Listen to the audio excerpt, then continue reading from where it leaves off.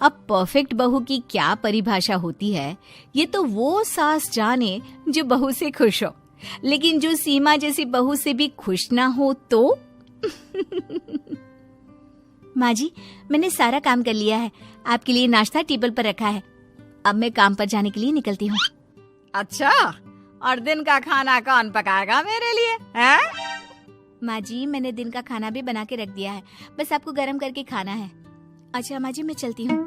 हाँ हाँ, क्यों नहीं, सारा दिन तो खुद के बारे में सोचती है।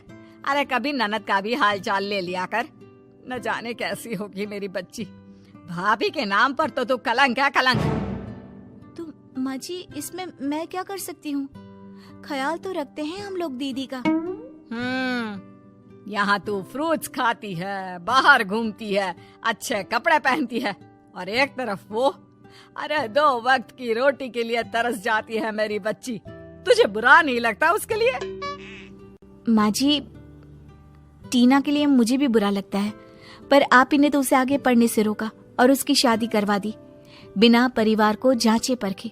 तो ये तो होना ही था ना। तू तो समझदार है ना, तो कुछ करती क्यों नहीं उसके लिए? अपने दफ्तर में उसके लिए बात क्यों नहीं करती? माँ जी, टीना ज्यादा पढ़ी लिखी नहीं है, तो उसे मेरे दफ्तर में कोई अच्छी नौकरी कैसे मिलेगी? अच्छा माँ जी, चलती हूँ, बहुत देर हो रही है। मेरी बात तो कोई सुनना ही नहीं चाहता। अब क्या कर सकते हैं, बूढ़ी जो हो गई हूँ। अब इस बुढ़िया की बात कौन सुनेगा और समझेगा?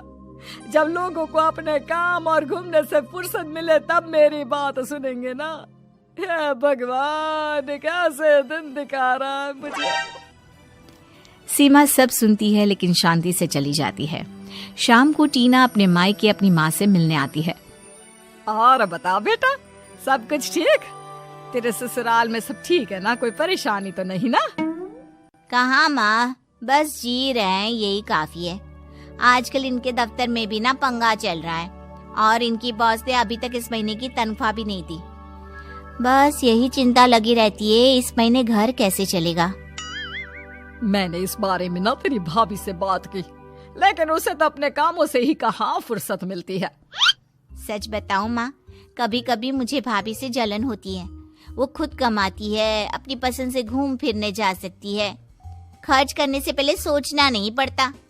अच्छा हुआ भाभी ने मेरी तरह शादी के बाद पढ़ना नहीं छोड़ा, नहीं तो आज उनकी हालत मेरे जैसी होती। तभी सीमा ऑफिस से आती है। अरे टीना, तुम कब आई? बस भाभी, अभी ये कुछ कपड़े फट गए थे तो उसे सिलने लाई थी, सोचा इसी बहाने माँ से मिलना हो जाएगा। ये तो तूने बहुत अच्छा किया जो यहाँ आ गई। वैसे भी माँ जी ना रोज याद करती है तुझे। अरे बात है बाद में करना, जा पहले इसे कपड़े सिलने की मशीन दे दे, वो कपड़े सिल लेगी। जी माँ जी, अभी लाती हूँ। लीजिए भाभी, हो गया। अरे इतनी जल्दी? दिखाना तो सही। टीना, इस कपड़े को तो देखकर पता ही नहीं चल रहा कि ये फटा हुआ था। तुमने इतनी अच्छे से सिल दिया है, तुम्हारे हाथों में तो जादू है, जादू। नहीं भाभी, बस सूट वगैरह सिल लेती हूँ और कुछ नहीं। बचपन में टीना मेरे साथ पड़ोस में सिलाई सीखने जाया करती थी, बस वहीं से सीखा है। शादी से पहले मैं अपने सारे सूट ब्लाउज वगैरह इसी से सिलाया करती थी। अच्छा सीती है मेरी बेटी। जब तुम इतना अच्छा सिलती हो तो तुम अपना खुद का बुटीक क्यों नहीं खोल लेती? इससे तुम्हारी कमाई भी होगी और तुम अपने घर का खर्चा भी निकाल पाओगी। बहू, बुटीक खोलने के लिए अभी पैसे चाहिए होते हैं। उनकी हालत दिखती है बुटीक खोलने वाली। उसकी शादी छोटे घर में हुई है, ना कि तेरी तरह बड़े घर में जो उसका हर चीज का खर्चा उठाए। तो माँ जी, हम किस लिए हैं? हम भी इसमें टीना का साथ देंगे। आखिरकार हम सभी एक परिवार हैं, और परिवार में मुश्किलों में एक दूसरे का साथ देते हैं, तभी तो उसे परिवार कहते हैं। नहीं भाभी, मैं आप लोगों से कैसे मदद ले सकती हूँ? और वैसे भी मैंने पहले कभी कोई ऐसा काम नहीं किया, कहीं पता चला काम बनने की जगह और बिगड़ जाए। टीना सही कह रही है, उसने घर के कपड़े सिलने के सिवाय कभी किसी बाहर वाले के कपड़े नहीं सिले। अगर कोई गड़बड़ हो गई तो? माँ जी, एक बार कोशिश करने में क्या जाता है? तुम कोशिश करके तो देखो, क्या पता तुम्हारा बुटीक चल पड़े, और मैं तो हूं ना तुम्हारी मदद के लिए। भाभी, आप इतना बोल रही हैं तो मुझे भी लगता है मुझे एक बार कोशिश कर लेनी चाहिए। थोड़े दिनों बाद सीमा ननद टीना को एक बुटीक खोल कर दे देती है। अब क्या, सारा दिन ननद रानी लोगों के कपड़े सिलती और खूब पैसे कमाती। लेकिन कुछ दिन बाद, अरे सीमा, तूने तो मेरी बेटी को परेशान करके रखा है। खुद ऐश कर रही है और मेरी बेटी वहाँ कपड़े सिल सिल कर हाथ में सुइयां चुभा रही है। माँ जी, तो अब इसमें मैं क्या कर सकती हूँ? मैंने तो पहले ही कहा था कि थोड़ी भी पढ़ी लिखी होती टीना तो मैं अपने ऑफिस में लगा देती। लेकिन यकीन मानिए, वहाँ भी इतनी कमाई नहीं होती। यहाँ तो अपना काम है, जितनी मेहनत उतना काम आगे बढ़ा सकते हैं। तभी पड़ोसन आ जाती है। कैसी हो टीना की माँ? जरा टीना से कहकर मेरा एक सूट सिलवा दो ना। अरे शादी से पहले तो खूब चाची ला दे, सिल देती हूँ करके ले जाया करती थी। हाँ, पर अब उन्होंने बुटीक खोल लिया है ना। आप माँ से दुकान का एड्रेस लेकर एक बार वहीं चले जाइए ना। अरे मैं ही कल ले चलूंगी तुझे, मैं भी मिलाऊंगी बेटी से। अब तो बेचारी के मुंह देखने के लाले पड़े हैं।